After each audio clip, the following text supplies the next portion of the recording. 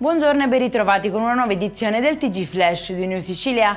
In apertura a 33 anni dalla strage di Via D'Amelio, la Sicilia si ferma per ricordare Paolo Borsellino e gli agenti della scorta uccisi dalla mafia, un sacrificio che grida ancora verità, giustizia e memoria.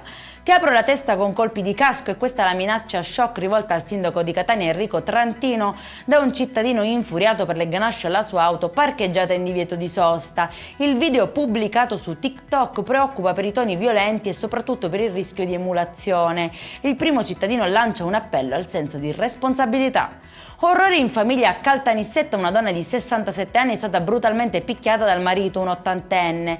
Da anni subiva in silenzio violenze e umiliazioni, ma solo dopo l'ennesima aggressione finita con costole fratturate e traumi in tutto il corpo ha trovato il coraggio di parlare. L'uomo è stato denunciato dai carabinieri.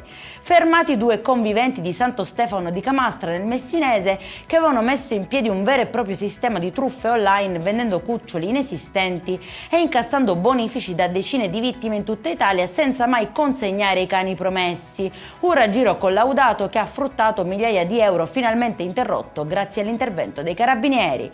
E in chiusura un'ondata di caldo africano senza precedenti sta per investire la Sicilia. Le temperature potrebbero superare il record europeo di 48,8 gradi registrato a Floridia nel 2021, sfiorando addirittura i 50 gradi.